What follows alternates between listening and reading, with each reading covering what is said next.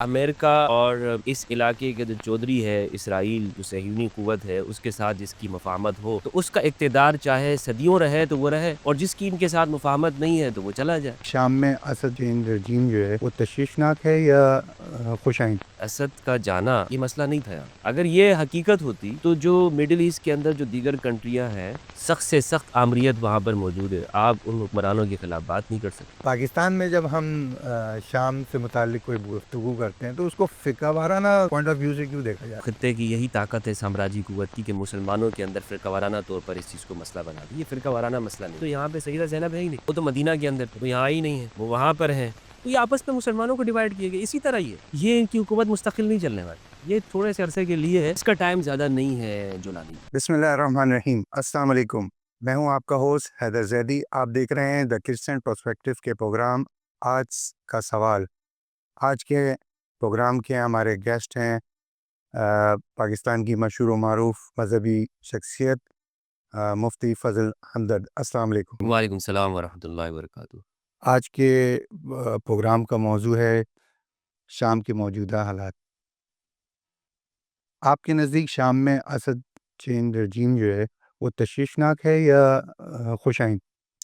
دیکھیں، جو حالات ابھی چل رہے ہیں ہم سب کے سامنے ہیں کہ اسد کے جانے سے کیا وہاں پر جو حزب اختلاف کی پارٹی ہے، جس طرح سے وہ یہ کہہ رہی تھی کہ یہاں جمہوریت ہوگی، یہاں پر لوگوں کو ان کے حقوق ملیں گے، اور جس کاز کے لیے وہاں کی حزب اختلاف کی جو جماعت ہے جسے المعارضۃ السوریہ کہتے ہیں، کیا ان کے جو اہداف ہیں وہ انہیں نتائج مل رہے ہیں؟ سب سے پہلی بات اگر ہم اس چیز کو سمجھ لینا تو معلوم ہو جائے گا کہ اسد کا جانا یہ مسئلہ نہیں تھا یہاں پہ۔ اس چیز کو بظاہر ایک ایشو بنایا گیا کہ یہاں پر اسد ہے، اسد فیملی 50 سالوں سے یہاں پر اقتدار کر رہی ہے، لہٰذا اس شخصیت کو یہاں پہ ہٹانا ہے۔ شہنشاہیت، بادشاہت کیا عالمی سامراج کے لیے کوئی مسئلہ ہے؟ کوئی مسئلہ نہیں ہے۔ اگر ان کے مفادات پورے ہو رہے ہوں تو وہ شہنشاہیتوں کے خلاف نہیں ہیں، نہ وہ جمہوریتوں کے حامی ہیں۔ ہمارے سامنے جو ان کا رویہ بتایا جاتا ہے نا کہ وہ دنیا میں ڈیموکریسی چاہتے ہیں، دنیا کی جو بڑی طاقت ہے وہ چاہتی ہیں کہ ممالک میں بادشاہت نہ ہو، شہنشاہیت نہ ہو، یہ ایک سامنے کا ایک بہانہ ہے جو دکھایا جاتا ہے۔ اگر یہ حقیقت ہوتی تو جو مڈل ایسٹ کے اندر جو دیگر کنٹریز ہیں، ممالک آپ دیکھ لیں، وہاں پہ شہنشاہیتیں موجود ہے، سخت سے سخت آمریت وہاں پر موجود ہے، آپ ان حکمرانوں کے خلاف بات نہیں کر سکتے، ان کے شہری سوال نہیں کر سکتے بادشاہ کے اوپر، تو وہاں پہ چینج کیوں نہیں ہو رہا ہے؟ وہ کیوں وہاں پر بیٹھے ہوئے ہیں؟ وہاں پر بھی چینج ہونا چاہیے نا۔ یعنی جو امریکہ اور اس علاقے کے جو چودھری ہے اسرائیل جو صہیونی قوت ہے اس کے ساتھ جس کی مفاہمت ہو تو اس کا اقتدار چاہے صدیوں رہے تو وہ رہے، اور جس کی ان کے ساتھ مفاہمت نہیں ہے تو وہ چلا جائے۔ اس کا مطلب ہے آپ سمجھتے ہیں کہ شام میں جو صورتحال چینج ہوئی ہے وہ تشویشناک ہے؟ تشویشناک ہے، اور تشویشناک اس لیے ہے، آپ دیکھیں کہ سب سے پہلے جو وہاں کی عوام ہے ان کے ساتھ تو کھیل ہوا ہے نا، ان کو تو ٹوپی کرائی گئی ہے کہ جناب اسد یہ تمہارے ایک بادشاہ ہے اور اس نے یہ ایک اقلیتوں کی جانب سے، اگر ہم شام کے بارے میں اگر پڑھیں تو وہاں پر ایک جمہوری سسٹم تھا۔ بشار الاسد لاسٹ ٹائم بھی جو آیا ہے تو وہ انتخابات کے ذریعے آیا ہے، آج سے 3 سال پہلے انتخابات ہوئے وہاں پر، اور انتخابات کے نتیجے میں وہ ایک حکمران بنا ہے اور اس کی ایک پارٹی موجود ہے، وہاں پر ایک نظام ہے، ایک سسٹم ہے، ایک آئین دیا گیا ہے، تو وہ کوئی اس طرح اس معنوں کے اندر شہنشاہ نہیں تھا کہ جسے کہا جائے کہ وہ نسلی وراثت چلی آ رہی ہے۔ لیکن وہاں کے جو لوگ ہیں انہوں نے جو 2011 سے جو تحریک انہوں نے چلائی کہ ہمیں جمہوریت ہونی چاہیے اس معنوں کے اندر، کہ ہماری اکثریت کو حقوق ملنے چاہیے، کیا اس جولانی کے آنے سے ان کو ملے؟ اب آپ اس کا سب سے پہلا ثبوت یہ دیکھیں کہ جو محمد البشیر ہے اس کو جو نامزد کیا ہے، کیا یہ وہاں کی عوام نے کیا ہے یا جولانی نے جو کہ ہیئت تحریر شام کا لیڈر ہے، جو کہ کلعدم جماعت ہے، یوں سمجھ لیں کہ دنیا میں اس کی سر کی باؤنٹی رکھی گئی ہے $10 ملین۔ ایک شخص یہ کہتا ہے کہ یہ بندہ محمد البشیر یہاں پر مارچ تک اس کو چلائے گا۔ عوام کی رائے کہاں گئی؟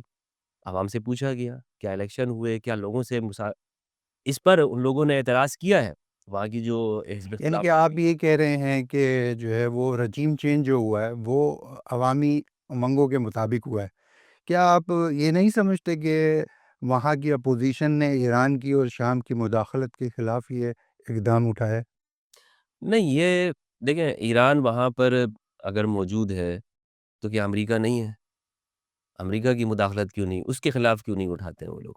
امریکہ کا آج بیان آیا، آفیشیل بیان ہے پینٹاگون کا، کہ وہ یہ کہتے ہیں کہ ہمارے جو اڈے شام میں موجود ہیں اس میں 2000 آرمی کے لوگ ہیں، اور جو سیرین ڈیموکریٹک آرمی ہے جو اکراد کی ہے، کردوں کی، ان کو ٹرین کرنے والا کون ہے؟ ان کی حمایت کون کر رہا ہے؟ ان کے پیچھے کون کھڑے ہیں؟ تو اب بھی تو وہاں پر مغربی مداخلت موجود ہے، اب بھی تو وہاں پر خطے کا جو چودھری ہے اس کی مداخلت سامنے بیٹھی ہوئی ہے، تو اس کے خلاف کیوں بات نہیں ہو رہی ہے؟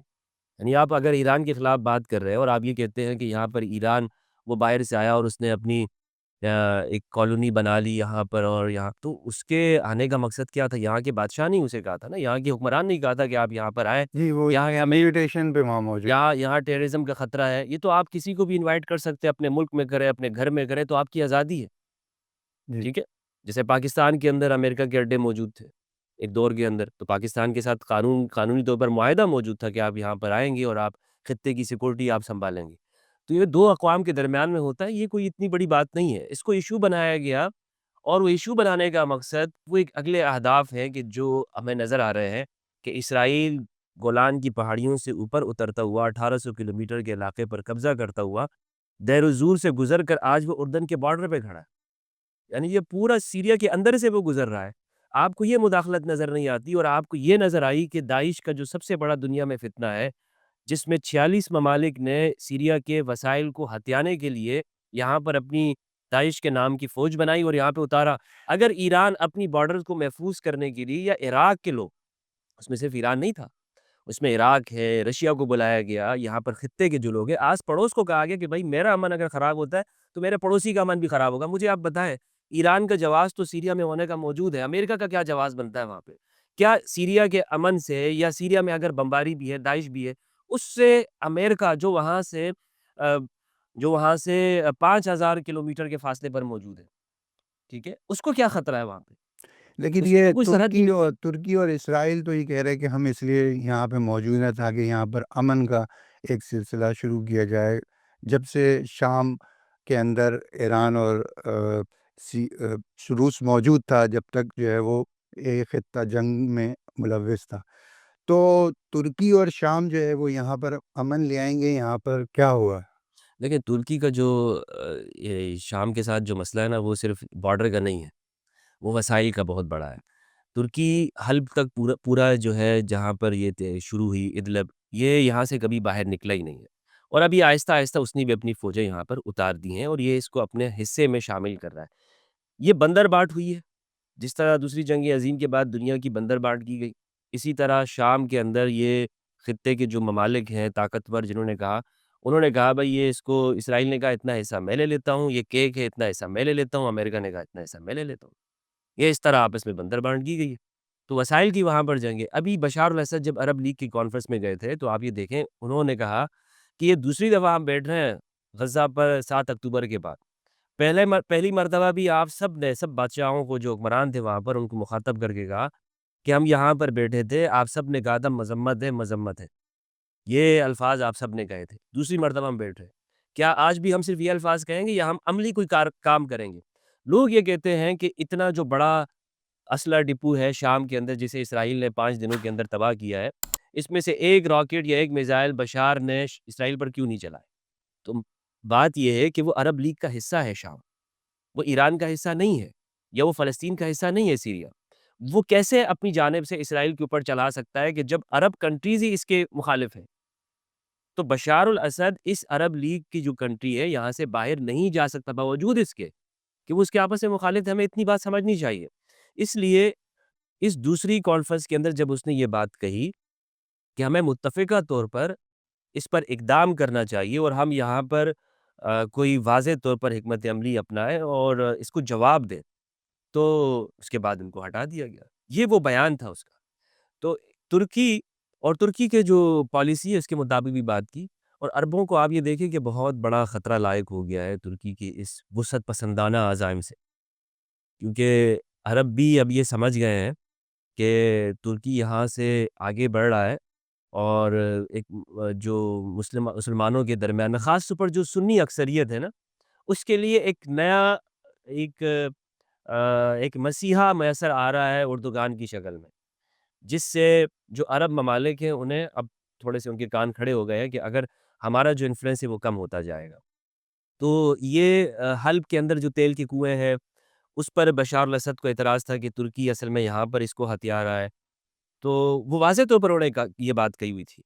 اچھا، شام میں جو یہ رجیم چینج ہوا ہے، اس سے مسئلہ کشمیر کو تقویت دی جائے گی یا مقاومت کی یہ نقصان دہ ہے؟ یہ جو اقدام ہوا ہے، یعنی کہ ایک جم تبدیلی آئی ہے شام کے اندر، اس میں فلسطین کو اس کو نقصان ہوگا یا جو ہے مقاومت کمزور سے کمزور ہو جائے گی؟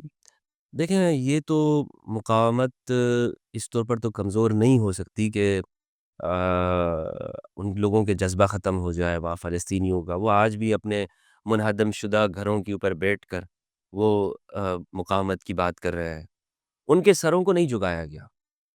کچھ اس میں آپ یہ کہہ سکتے ہیں کہ سپورٹ جو ہے وہ ضرور کم ہوئی ہوگی، اور بلا شک و شبہ جو اسرائیل کے خلاف مزاحمت کو جو مدد مل رہی تھی وہ سیریا سے مل رہی تھی، وہ ایک رکاوٹ تو سپلائی لائن کاٹی گئی ہے، اس میں کوئی شک نہیں ہے۔ لیکن صرف اس چیز کو اگر ہم دیکھیں جو خطے کی صورتحال کو، تو سیریا ایک نہیں ہے، ابھی مصر کا بارڈر وہ بھی غزہ کے ساتھ ملتا ہے، اور آپ یہ دیکھیں کہ جو رفح کا علاقہ ہے وہ مصر کے ساتھ ہے، وہاں جو فیلاڈلفیا کا جو علاقہ ہے وہاں پر جو اسرائیل آیا ہے وہاں پر وہ کیوں اپنا ایک عسکری اڈہ بنا رہا ہے؟ اس کو یہ بھی خطرہ ہے کہ یہاں مصر سے بہت بڑی ان کو سپورٹ یہاں پہ مل رہی ہے، تو اور یہ عرب ممالک ایک دم سے فلسطین سے ہاتھ نہیں اٹھا سکتے، یہ ان کی مجبوری بھی ہے، یعنی جتنے ہی یہ لوگ اسرائیل کے ساتھ ہم آہنگی دکھائیں یا یہ لوگ کہیں کہ یا خطے میں ہم امن کے لیے اس کے ساتھ ساز باز کر لیتے ہیں یا ڈیل کر لیتے ہیں، انہیں معلوم ہے اچھی طرح سے کہ اسرائیل وہ ان کی امن کی باتوں پر یقین نہیں کرنے والا۔ آج ہی آپ دیکھیں اسرائیل کا یہ بیان ہے ان کے ایک ذمہ دار کا کہ یہ جو جولانی یہاں پر آئے ہیں نا، ہمیں ان کی امن کی باتوں پر اعتبار نہیں ہے، یہ پہلے والے ہی انتہا پسند ایکسٹریمیز ہے، یعنی ان کے اوپر وہ اصل میں دشمن جو ہے نا۔ نہیں، یہاں پر ایک سوال پیدا ہوتا ہے، وہ یہ کہ جہاں گڈ طالبان ہوتے ہیں وہاں پر کیا گڈ باغی نہیں ہو سکتے؟ تو یہ تو مثلا گڈ طالبان یہ تو دنیا نے اس کو بنایا ہے نا، گڈ طالبان بیڈ طالبان، کہ ایک ہمارے لیے بہتر ہے، ایک ہمارے، یعنی آپ جب تک ان کے مفادات کی بات کرتے رہے ان کو نقصان نہ دے تو آپ گڈ ہیں، جس دن آپ اپنے رائٹ مانگیں، جس دن آپ اپنے حقوق مانگیں تو آپ بیڈ ہو جائیں گے۔ صحیح ہے، یہ وہاں اس کی پس منظر میں آپ کو بات کر رہا ہوں۔ یہاں کے جو طالبان ہیں وہ افغانستان کے ہیں، افغانستان کے لوگ ہیں، وہ اس سے بہتر جانتے ہیں، لیکن شام کے اندر مسئلہ صرف طالبان والا نہیں ہے، ان کو آپ طالبان داڑھی اور ٹوپی کی وجہ سے یہ نہ سمجھے کہ یہ طالبان والے لوگ ہیں۔ اپوزیشن جو باغی، آپ جس کو سو کالڈ باغی کہتے ہیں، وہ ان کا اپوزیشن ہی ہے نا ایک طرح سے؟ ان کا پچھلا کردار دیکھیں نا، ان کا ہم، پچھلا آپ کردار دیکھیں۔ نہیں، دو ہزار ان کو تو حماس نے اور جہاد اسلامی نے ویلکم کیا ہے، تو اگر اسرائیل ویلکم کر رہا ہے تو اس میں کیا اشکال ہے؟ اسرائیل تو ویلکم، اسرائیل تو اندر پورے ملک کے اندر آ گیا نا، آپ کے ملک کے اندر آ گیا، وہ جاری ہے۔ نیتن یاہو کہہ رہا ہے کہ میں یہاں سے نکلنے والا نہیں ہوں، کسی کا ابا بھی مجھے یہاں سے نہیں نکال سکتا، ٹھیک ہے؟ یہ تو آپ اس طرح کی بات کر رہے ہیں جیسے یہاں پر مغل آئے، اس خطے کے اندر آئے، اس خطے کے اندر آ کر انہوں نے یہاں پر لازمی بات ہے وہ اس کے یہاں کے تو نہیں تھے، لیکن یہاں پیدا ہوئے، یہاں پیدا ہو کر یہاں بڑے ہوئے، یہیں دفنائے گئے، تو وہ ہندوستانی کہلائے، تو ہم یہ نہیں کہہ سکتے کہ وہ باہر کے لوگ تھے جو اس خطے کے اندر آئے، لیکن وہ اسرائیل کو ہم یہ نہیں اس کا ایک قرار دے سکتے کہ یہ اسی خطے کا، وہ تو غاصب قوت ہے، وہ تو آج بھی وہاں کے یہ بننا چاہتا ہے کہ میں یہاں کا بڑا ہوں، آپ میری بات کو مانیں، آپ میری مرضی کے مطابق چلیں، آپ ہماری اس چیز پہ، یہ ان کا آپ پچھلا جو ٹریک ہے آپ چیک کریں، اس کو آپ طالبان کے ساتھ اس لیے بھی کمپیریز نہیں ایک ملا نہیں سکتے کہ یہ اولاً ابتدا ان کی ہوئی تھی القاعدہ سے، زرقاوی کے ساتھ تھے یہ جولانی، اور اس کے بعد انہوں نے داعش جوائن کی، پھر داعش سے الگ ہوئے، مفادات کی جنگ ہوئی ہے، اور داعش نے وہاں پر کیا کیا، کس ذہنیت کے لوگ ہیں وہاں پہ، یعنی وہ سروں کو کاٹنے والے، وہاں کے لوگوں کو ہاتھ باندھ کر کے قتل کرنے والے خطرناک منظر لوگوں نے دیکھا ہے کہ جو ایک برے ڈراؤنے خواب کی شکل کے اندر تاریخ کے اندر موجود ہے. وہ تو آپ ظاہر چیز طالبان اسی خطے کے لوگ ہیں. جولانی کا کسی کو نہیں معلوم کہ یہ کہاں کا. جولانی کا نہیں پتا آپ کو یہ کہاں کا ہے. اور اس پہ آپ دیکھیں باہر کے لوگ بھی ہیں, جی پاکستانی بھی ہم نے باہر کے لوگ کے ہیں, ویڈیوز میں ترکی کے لوگ آئے ہیں, جی تو صاف واضح نظر آ رہا ہے کہ بیرونی مداخلت ہے, بیرونی مداخلت ہوئی ہے. طالبان تو اسی علاقے کے لوگ تھے وہاں پر.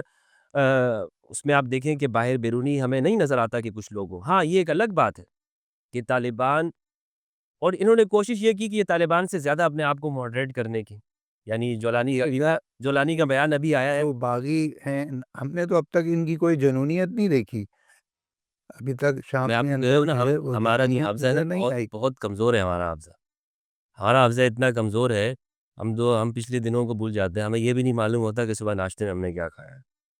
تو یہ تو اب صورتحال دیکھیں 2011, ہم پیچھے جائیں نا, پچھلے واقعات میں جائیں, کون ان کو لے کر آیا, کس مقاصد کے لیے یہ لے کر آئے گئے.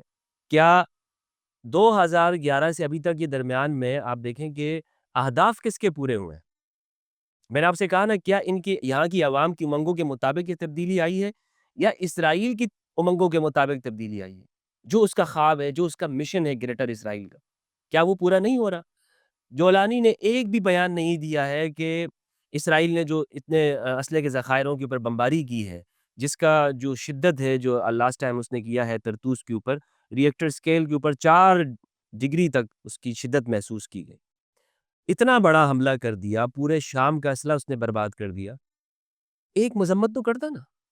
یعنی یہ جو نئی قیادت آئی ہے, اور بلکہ الٹا یہ کہہ رہے ہیں کہ اسرائیل ہمیں اپنا دشمن نہ سمجھ, اور آج کے بعد سیریا سے اسرائیل کو کوئی خطرہ نہیں ہوگا.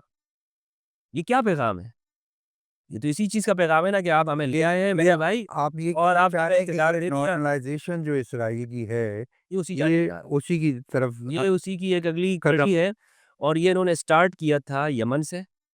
یمن سے غلطی ہو گئی ان سے. یمن پہ آصفۃ الحزم ہوا تھا, 10 سال تک اس کو برباد کیا گیا اور اس کو تباہ کیا گیا. لیکن الحمدللہ عز و جل آج وہاں پر بنی ہاشم اور جو غیرت ہے, ایمانی رکھنے والے ہیں, وہ اب خطے کی ان طاقتوں کو چیلنج کر رہے ہیں, ان طاقتوں کو. تو یہ ناکام ہو گئے, وہاں پر ناکام ہوئے. تو انہوں نے کہا اچھا ٹھیک ہے, پھر یہاں سے شروع کیا, غزہ سے شروع کیا, پھر لبنان گئے, لیکن انہیں وہاں بھی منہ کی کھانی پڑی. لبنان سے بھی انہیں واپس آنا پڑا.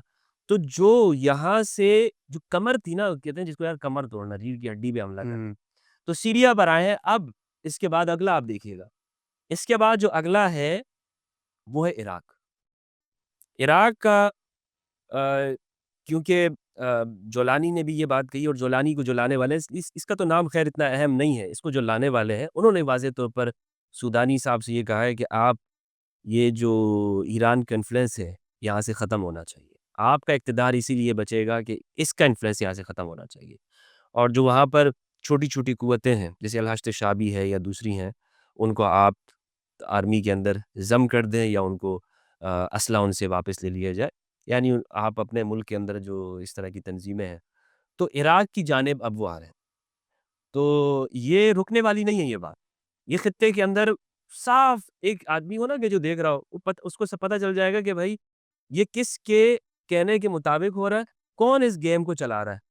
یہ جو آپ بات کر رہے ہیں کہ مشرق وسطیٰ میں جو ہے اسرائیل کا ایکسپینشن ہو رہا ہے, یعنی کہ جو ہے وہ گریٹر اسرائیل کی طرف جانے کے لیے وہ اقدامات کر رہے ہیں, تو اس میں عرب کو تشویشناک صورتحال سے دوچار ہونا پڑے گا یقیناً. پریشان ہے وہ, اس لیے وہ یہ غلطی کر رہے ہیں.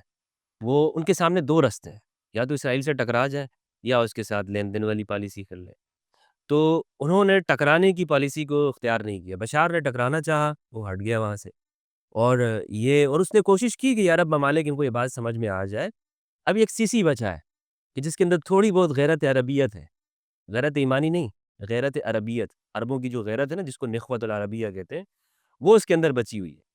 وہ چاہ رہا ہے کہ ہم قذافی اور اسد کے بعد یہاں کے عرب نیشنلزم, صدام کو بھی اس نے کوٹ کیا کہ صدام ایک عرب نسبت نیشنلسٹ تو تھا اعلیٰ. نا, نیشنلسٹ تو تھے نا. جی یعنی ان کو آپ اگر یہ نہیں کہتے ہیں کہ یہ کوئی اچھے مومنین یا اولیاء اللہ یا ایک اچھے صالح حکمران، تو کم از کم نیشنلسٹ بندہ تو ہے نا. نیشنلسٹ آدمی، اس کے اندر ایک سوچ یہ ہوتی ہے کہ بھائی سب سے پہلے ہمارا وطن، سب سے پہلے جو بھی ہے، لیکن ہمیں اپنے آپ کو بچانا ہے.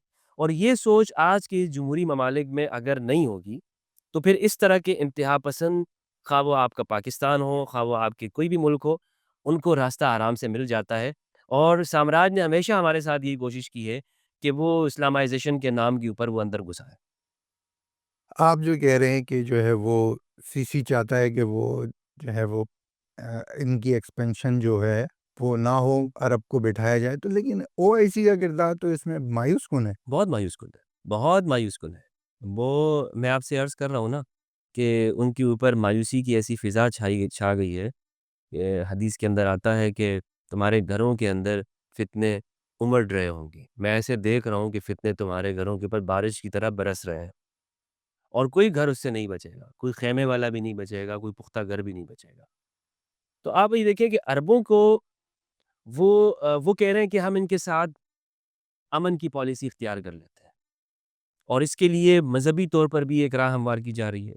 اور حوالے یہ دیے جا رہے ہیں کہ جس طرح ریاست مدینہ کے اندر یہود آباد تھے، رہتے تھے، اور ان کے ساتھ پیس ایگریمنٹ کیا گیا، تو ہمیں بھی ان کے ساتھ ایک پیس ڈیل کرنی چاہیے. دیکھیں، مدینہ کے اندر رسول اللہ صلی اللہ علیہ وآلہ وسلم نے ڈیل نہیں کی تھی، ایگریمنٹ کیا تھا پیس کا. یہ ڈیل کر رہے ہیں. ڈیل اسلام کے اندر اس طرح نہیں ہے کہ آپ اپنے سارے مفادات دوسروں کو دے دیں. یہ یہاں سے استدلال تو کرتے ہیں کہ مدینہ کے اندر یہودی رہتے تھے، مائنورٹیز رہتے تھے، لیکن انہیں یہ سمجھ میں نہیں آتا کہ انہوں نے عہد شکنیاں بھی کی ہیں، انہوں نے غداریاں بھی کی ہیں، اور وہ ان کا آج تک کا بغض موجود ہے. اسی لیے رسول اللہ نے ان کو پھر آگے وہاں سے نکال دیا تھا. تو عرب اب مزاحمت کی طرف نہیں آ رہے. یہ مزاحمت کی طرف جاتے ہیں تو یمن کے خلاف جاتے ہیں. ابھی جو یمن کے اسپوک پرسن ہیں، انہوں نے یہ بیان دیا ہے کہ ہمارے جو میزائل ہیں، جو یمن سے ہم جو لانچ کرتے ہیں یافا کے اوپر یا تل ابیب کے اوپر، تو عرب ممالک سے گزرتے ہیں. لازمی بات ہے اردن سے گزرتے ہیں یا سعودی عرب سے ہو کے جاتے ہیں، ان کو گرایا جاتا ہے. تو ان کو یہ ممالک گراتے ہیں. وہ یہ کہتے ہیں کہ ہمارے یہ عرب ملک، ہم ان کے لیے ہی حفاظت کا کردار ادا کر رہے ہیں، یہ جو جنگ جو ہے وہ انہی کے خاطر انہی کی خاطر ہی. لیکن یہی وہ بات ہے نا، جیسے کہتے ہیں اپنے دوست ہیں اپنے ہی ہاتھ کاٹتے ہیں. دیکھا جو تیر کھا کے کمیگا کی طرف، اپنے ہی دوستوں سے ملاقات ہو گئی. تو اپنے ہی لوگ جو ہے نا وہ پیٹھ میں چھرا گھوم رہے ہیں. وہ یہ سمجھ رہے ہیں کہ نہیں، اس طرح ہم بچ جائیں گے، ہم دروازے کھول دیں گے، بچ جائیں گے. لیکن وہ آ کر پھر وہ آپ دیکھیں کہ اسرائیل دمشق تک پہنچ گیا، 15 کلومیٹر کے رستے کے اوپر ہے. وہ اس نے وہاں پہ اڈا بھی تعمیر کر رہا ہے، دیر زور کے اندر اس کا عسکری اڈا تعمیر ہوگا ابھی اردن اس کے نے بارڈر. اعلان کیا ہے. اچھا، یہ جہاں ایک طرف عرب کا معاملہ ہے، وہاں پر ترکی کا بھی اس شام کے اندر ایک بہت گہرا رول نظر آ رہا ہے. کیا ترکی خلافت عثمانیہ کا دوبارہ قیام کے عمل کے لیے نہیں، خلافت عثمانیہ اس طرح نہیں قائم ہوتی ہے. خلافت عثمانیہ اپنے مسلمانوں کو مار کے، خلافت عثمانیہ غداریاں کر کے، تیل چوری کر کے، اسرائیل سے تعلقات بنا کر، فلسطین پر خاموشی اختیار کر کے، فلسطین کے لیے تو آپ نے کوئی عملی اقدام نہیں کیا نا. عملی اقدام تو نہیں کیا انہوں نے. ہم تب مانتے کہ یہ عملی اقدام کرتے، کوئی جہاز، کوئی F-16 اس کا گراتے، کوئی اس کا F-35 گراتے. کیا کیا ہے ترکی نے، اردوغان نے کیا کیا ہے؟ نہیں، عملی اقدام ہونا چاہیے. ہاں، عملی اقدام کیا تو بشار کے خلاف کیا ہے. میں دمشق کی جامع مسجد میں نماز پڑھوں گا. بھئی تمہاری مسجد میں استنبول نہیں ہے کیا؟ تمہارے اپنے مسجدیں نہیں ہیں تمہارے پاس؟ مسجد اقصیٰ نہیں ہے؟ اس کے لیے کیوں نہیں کہہ رہے کہ میں مسجد اقصیٰ میں نماز پڑھوں گا؟ نہیں، میں دمشق کی جامع بنو امیہ میں نماز پڑھوں گا. کیا رشتہ داری ہے تمہاری بنو امیہ کی مسجد کے ساتھ؟ تو اور پھر وہ ان کے جو انٹیلیجنس کے چیف ہیں، وہ وہاں پر آ کر بنو امیہ میں سب سے پہلا جمعے کا وہاں پر اس میں شرکت کیے، نماز پڑھی ہے. تو یہ اپنے ہی لوگوں کے وسائل ڈیول اسٹینڈرڈ نہیں ہے یہ، کہ آپ جو ڈیول اسٹینڈرڈ نہیں ہے یہ تو مسلمانوں کی تاریخ ہے ڈبل اسٹینڈرڈ. یہ تو ہمارے یہاں ماشاءاللہ شروع سے یہی تاریخ رہی ہے کہ اپنے ہی لوگوں کو نقصان دینا. نہیں. ہم نے دیکھا ہے کہ یورپ اور امریکہ نے اتنا ترکی کو فرنٹ لائن پہ رکھا ہے، لیکن کیا ترکی میں بھی اتنی ترقی ہوئی ہے جتنی یورپ میں اور امریکہ میں ہوئی ہے؟ ان کے نزدیک ترقی کیا ہے؟ کیا ان کے نزدیک ترقی یہ ہے کہ، اور کیا واقعی وہ ہمیں ترقی یافتہ دیکھنا چاہتے ہیں یا وہ ہمیں مقروض دیکھنا چاہتے ہیں؟ وہ ہمیں ترقی یافتہ کس طور پر دیکھنا چاہتے ہیں. آپ یہ دیکھیں کہ یو ایس ایڈ یہاں پر پاکستان کے اندر یہ ادھر یہ کراچی میں بھی قائد آباد لانڈی میں سڑکیں بنائی ہیں یو ایس ایڈ کی مدد سے بنتی ہیں. صحیح ہے. وہ کہتا ہے کہ یہاں پر نظام سیٹ ہونا چاہیے سیٹ ہونا چاہیے. ایران میں تو یہ مسائل نہیں ہیں. ایران میں تو ماشاء اللہ ان کا انفراسٹرکچر بہت اچھا ہے. ادھر کی امداد نہیں دینا چاہتا. کیا وہاں انسان نہیں بستے ہیں؟ کیا وہاں لوگ نہیں ہیں؟ وہ اصل میں ہم لوگ نا اتنے سادہ ہیں کہ ہم دور سے کہتے ہیں وہاں پہ جمہوریت ہے. وہ چاہتا ہے دنیا بھر میں ہم ان کو دیکھتے نہیں ہیں. یہ سب ٹھیک بات ہے کہ وہاں ایک انسانی حقوق ان کے ممالک کے اندر موجود ہیں, وہ اس چیز کے بڑے چیمپئن بھی ہیں, لیکن وہ ہمارے لیے نہیں چاہتے ہیں. یہ ہمارے لیے وہ چاہتے ہیں کہ ہمارے ہاتھ ہمیشہ کھلے رہیں.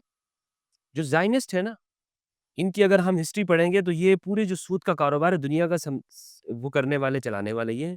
رسول اللہ کے زمانے میں بھی یہ زائنسٹ یعنی زائنسٹ سے مراد یہ جو خاص ایک استحصالی جو سوچ تھی یہودیوں کے اندر وہ موجود تھے.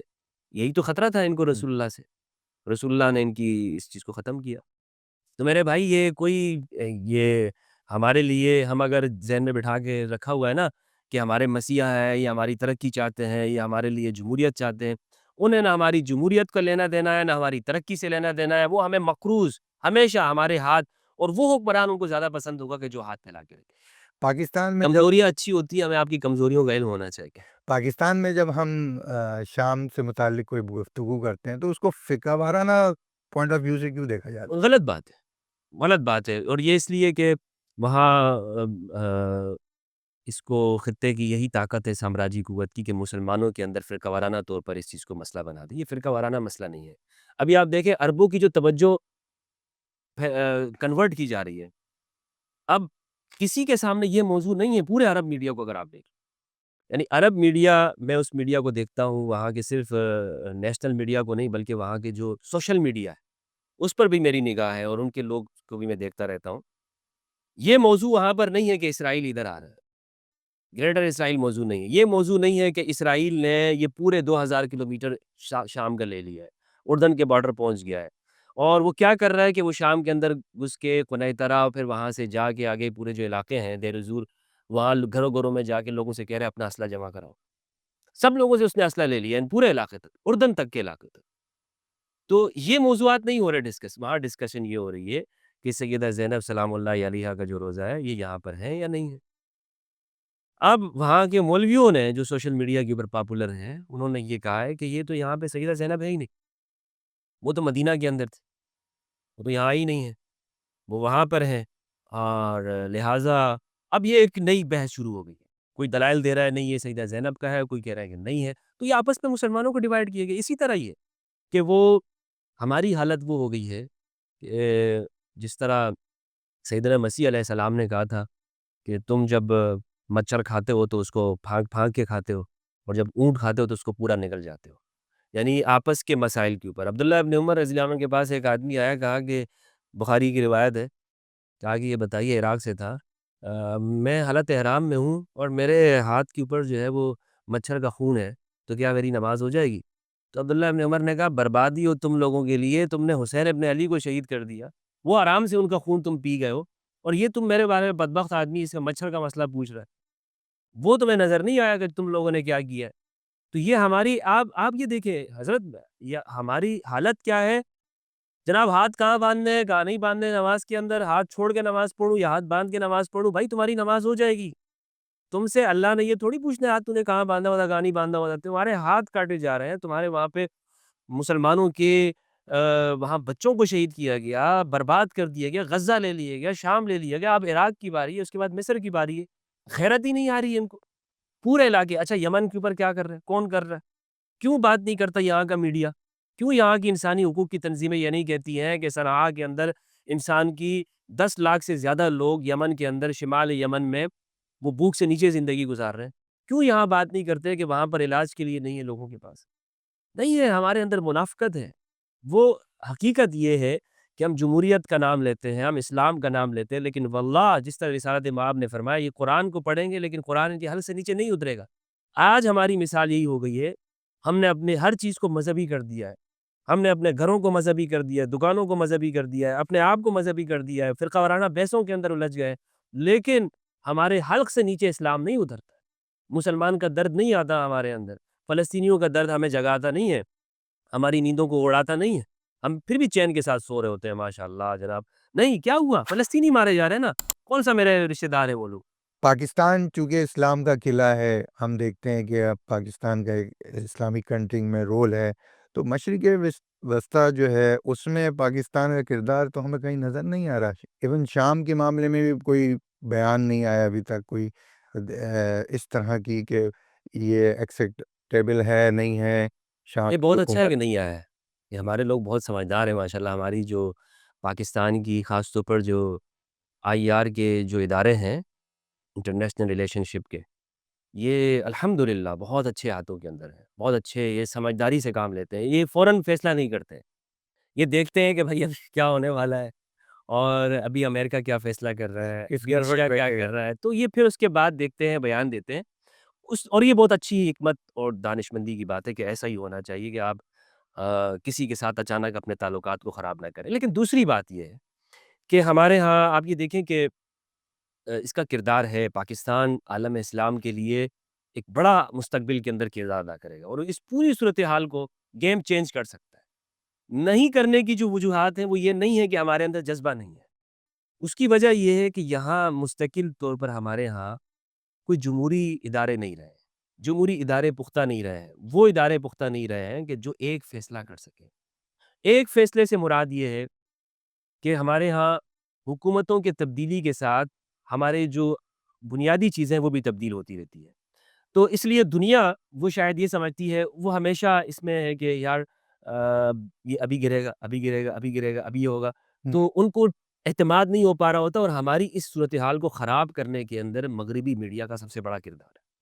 مغربی میڈیا نے پاکستان کو بم دھماکوں کا ملک بنا کے دکھایا، دنیا کو دکھایا جناب پاکستان تو ایسا ہے جہاں پر ہر 5 منٹ بعد ایک دھماکہ ہو رہا ہے، اور افسوس کے ساتھ ایسا ہوا، یہاں پہ تکفیریوں نے ایسا کیا، پاکستان کی جو امیج دنیا میں خراب کی گئی، یہاں کی جو خوبصورتی ہے وہ دنیا کے سامنے نہیں لائی گئی، یہاں کا جو امن والا معاشرہ ہے، یہاں کے لوگوں کے آپس میں جو ہارمنی ہے، جو لوگوں کا آپس میں ایک اچھے تعلقات ہیں وہ نہیں دکھائے گئے۔ گوگل بھی آپ کریں، پاکستان لکھیں تو پشاور کا دھماکہ آئے گا، مسجد لائن کا آئے گا، فلاں آئے گا، یہاں کی جو خوبصورتی ہے نا وہ نہیں دکھاتے، تو اس لیے دنیا جو یہاں سے باہر بیٹھے ہیں ان کو تو ایک بھروسہ نہیں ہو پا رہا ہوتا۔ لیکن میں آپ کو بتاؤں، لوگ ہمارے ساتھ مخلص نہیں ہیں، وہ لوگ کہ جو دنیا میں تبدیلی لاتے ہیں۔ ابھی پاکستان کے بارے میں کیا فیصلہ ہوا ہے، آپ نے ایک نیوز سنی ہوگی کہ پاکستان کے بیلسٹک میزائل کے کچھ پروگرامز کے اوپر جی، پابندی لگائی تو گئی، 4 کمپنیوں پہ پابندی 4 کمپنیز لگی۔ کے اوپر پابندی لگائی ہے۔ کیا ہمارے میزائل کو برداشت کرتے ہیں؟ کیا اسرائیل وہ اس سے خوفزدہ نہیں ہے؟ کیا ہماری دنیا کے اندر جو آرمی اتنی مضبوط ہے الحمدللہ، اور اس کے اوپر اختلافات لوگوں کے ہو سکتے ہیں، لیکن ایک مضبوط آرمی ہی ایک مضبوط ملک کے لیے ضروری ہوتی ہے، اور جی، اس چیز کو ہم شام سے ہمیں سبق لینا چاہیے، سبق لینا چاہیے۔ سبق لینا چاہیے۔ میں یہاں پر کسی آرمی کے ایک مخصوص شخص کی حمایت کی کبھی میں بات نہیں کروں گا، لیکن جو ہماری دیکھیں شخصیات تو بدلتی رہتی ہے نا، لیکن جو آرمی ہے وہ تو کبھی نہیں بدلے گی، یہ تو اس ملک کے ہیں، اس ملک کے لوگ ہیں، یہ جتنی مضبوط ہوگی اس ملک کے لیے بہتر ہے۔ ابھی آپ دیکھیں جو انہوں نے پابندی لگائی ہے، اس کی وجہ کیا ہے؟ اس کی وجہ کیا ہمارا غزنوی یا غوری ہے؟ اس کی وجہ یہ ہے کہ وہ یہ پاکستان نے ایسا میزائل بنایا ہے کہ جو امریکہ کو ہٹ کر سکتا ہے، یہ میزائل پاکستان نے بنایا۔ اچھا، اس کو ہمارے یہاں میڈیا میں ڈسکشن نہیں ہو رہی ہے، یہ پاکستان نے کیوں بنایا؟ وہ کہہ رہے ہیں بھائی تمہیں کیا کام ضرورت تھی تم نے یہ میزائل بنایا ہے، اور یہی کیوں بنایا کہ اتنے میزائل تک جو ہے نا رینج ہو سکتی، تو اس کا مطلب یہ ہے کہ تمہارے دماغ میں کہیں پر یہ ہے کہ ہم تمہارے دوست نہیں ہیں، ٹھیک ہے؟ تو وہ اس چیز کو وہ بڑے الگ طریقے سے لیتے ہیں، اگرچہ یہ ایک ہمارا رائٹ ہے کہ ہم چاہے ہم چاند تک پہنچنے والا میزائل بنا دیں، تمہارا کیا لینا دینا؟ یا تم لوگ نہیں جا رہے ہو وہاں پر، تم جو پہنچ رہے ہو ساری جو کوشش کر رہے ہو، اسٹارلنگ جو جا رہا ہے دنیا کا انٹرنیٹ اپنے ہاتھوں میں لے رہے ہو، دنیا میں سب اوپر چلے گئے، کس لیے کر رہے ہو؟ اسی لیے تو کر رہے ہو نا کہ دنیا میں پاور ہو، تو پاکستان کرے تو تمہیں کیا تکلیف ہے؟ ہم تو اپنے دفاع کے لیے کریں گے۔ تو بہرحال کہنے کا مقصد یہ ہے کہ ہمارے لیے ہمارا جو ایٹمی جو منصوبہ ہے، جو میزائل ہے، یہ سب ان کی آنکھوں میں کھٹکتے ہیں، یہ کسی بھی اعتبار سے اس سے خوش نہیں ہے، ان کو یہی ہے یار یہ کیوں اس نے کر دیا، اور پھر ایک اسلامک کنٹری ہے نا، نام کے ساتھ تو ہمارا جڑا ہوا ہے اسلامک کنٹری، یہ ان کو کھٹکتا ہے اندر سے، جو صہیونی ہیں اور ان کی جو گماشتے ہیں اسی لیے بات ہوتی رہتی ہے پاکستان کا جو ایٹمی میزائل ہے، اس کو جو ایٹمی جو پروگرام ہے اس کو یوں ہونا چاہیے وغیرہ ہونا چاہیے۔ الحمدللہ عز و جل پاکستان دنیا میں اگر ہم کہیں پہ سفر کرتے ہیں یا کہیں پر جاتے تو ایک ہمارا سر فخر سے بلند ہوتا ہے کہ ہمارے پیچھے ہماری دفاع کے اوپر ایسی ایک فوج موجود ہے کہ جو کوئی چیلنج نہیں کر سکتا ہمیں۔ ہمارے ساتھ دنیا کا بڑا ملک ہے انڈیا، لیکن وہ بھی اچھی طرح سے جانتا ہے کہ میں اس کی طرف میلی آنکھ سے دیکھوں گا تو مجھے جواب ملے گا۔ اور اب ہم تو کتنے چیلنجز کے اندر ہیں نا، ہم دیکھیں ہم افغانستان کا بارڈر ہے یہ ہمارا غیر محفوظ ہو گیا ہے، انڈیا کے ساتھ ہمارے اس طرح ہی ہیں، اسی طرح ہی ہے، لیکن اس کے باوجود ہونا یہ چاہیے تھا کہ ابھی پاکستان میں آپ یہ دیکھیں امن بالکل نہیں ہوتا، جس طرح سے ہمارے بارڈر ارد گرد غیر محفوظ ہو گئے، لیکن پھر بھی جو یہ محفوظ ہوئے ہیں تو کسی قربانی کی وجہ سے ہوئے ہیں۔ تو الحمدللہ میں اس حوالے سے پاکستان کے حوالے سے اس پر امید ہوں کہ جتنا ہمارا دفاع یہ مضبوط ہوگا یہاں پر خطے کے اندر ہم اپنا کردار ادا کر سکتے ہیں، اور تھوڑی سی اگر ہمت ہمارے حکمران یہ کریں تو مڈل ایسٹ کے ان سارے واقعات میں ہمارا کردار ہوگا۔ اور پچھلی آپ یہ دیکھیں کہ پاکستان کا ایک بہت اچھا فیصلہ یہ رہا ہے کہ یمن جنگ کے اندر ہم نہیں کودے، یہ پارلیمنٹ کا فیصلہ تھا اور یہاں پر جس کی بھی حکومت تھی، لیکن ایک بہت اچھا فیصلہ پاکستان نے یہ کیا کہ ہم کسی اور کی اس کے اندر جنگ نہیں اور جنگ میں ہم نہیں جائیں گے، جی جنگ میں نہیں کودیں گے۔ اور لیکن ہماری جو کوشش یہی ہونی چاہیے اور اس طرح پاکستان نے کی بھی کہ سعودی عرب اور ایران یمن ان کو آپس میں قریب کر کے بٹھائیں اور یہ جو پراکسی وار ہے اس کا خاتمہ ہو۔ اور آپ یہ دیکھیں کہ ایران اور سعودی عرب کے درمیان میں جو پیس ایگریمنٹ ہوا ہے اس میں رشیا، چائنا، پاکستان اس کے اندر شامل ہے۔ جی اچھا، اب آپ مستقبل کیسا دیکھتے ہیں شام کا؟ آیا یہ تقسیم ہونے جا رہا ہے مزید یا پھر کوئی اچھی پیش رفت ہوگی اس میں؟ دیکھیں میں آپ سے عرض کرتا چلوں کہ داعش وہاں پہ سر اٹھا گئی ہے، داعش وہاں پر آ گئی ہے، یہ جو جیلیں توڑی گئی ہیں سدنایا جیل اور فلاں فلاں جیل، حلب، حما، ادلب کے اندر، وہ کہاں گئے وہ لوگ؟ کون لوگ تھے؟ کیا بشار نے سارا کے سارا اپنے عوام کو بند کیا ہوا تھا یا اس کے اندر اور لوگ بھی تھے؟ 1 لاکھ داعش کے لوگ وہاں سے نکلے ہیں پوری جیلوں سے، کدھر جائیں گے وہ؟ تو اسی لیے عراقی جو پریزیڈنٹ ہے انہوں نے کہا ہے کہ داعش کا ہمیں خطرہ ہے، وہ کہتے ہیں کہ ہمیں سیریا سے خوف ہے، ہم اس کے ساتھ تعاون کرنا چاہتے ہیں اس نئی حکومت کے ساتھ، ایسا نہیں کہ ہم اس کو تسلیم نہیں کرتے، ٹھیک ہے ہماری حکومت چینج ہو گئی ہے ہم کے ساتھ، لیکن ہمیں داعش کا خوف ہے۔ اور پھر لوجا کے اندر اور الانبار کے اندر وہ آ چکی ہے، اور ابھی شام کے اندر بھی رقہ میں آپ یہ دیکھیں کہ جو نئی حکومت آئی ہے، ہیئت تحریر شام کے جو لوگ ہیں ان کے 8 افراد کو نشانہ بنایا گیا وہاں پر، اور رقہ میں تو یہ جھنڈا بھی نہیں لگا سکتے رقہ میں۔ یعنی کہ یہ دوبارہ خانہ جنگی کی طرف جائے گا شام؟ یہاں سے اب یہ ان کی حکومت مستقل نہیں چلنے والی، یہ تھوڑے سے عرصے کے لیے ہے اور یہ کچھ دورانیہ ان کو دیا گیا ہے کہ آپ ٹھیک ہے، اس کے بعد آپ دیکھیں کہ یہ میں کچھ لفظ نہیں کہنا چاہتا ہوں کہ ایسا نہ ہو کہ ایسا ہی ہو جائے اور پھر کہا جائے کہ بھائی یہ کہیں مجھے کہاں سے خبر ملی ہے، ہوں تو یہ اس کا ٹائم زیادہ نہیں ہے جولانی کا، بہت شکر گزار ہیں آپ اس کی کیا؟ حکومت کا ٹائم زیادہ نہیں ہے، اچھا، جیلانی کی حکومت کا وقت انتہائی مختصر ہے۔ مختصر۔ ہم شکر گزار ہیں مفتی فضل حمدرد صاحب کے، بہت انہوں نے شکریہ اس آپ پروگرام میں شرکت کی اور ہمیں شام کے متعلق نئی معلومات اور آگاہی دی۔ بہت شکریہ۔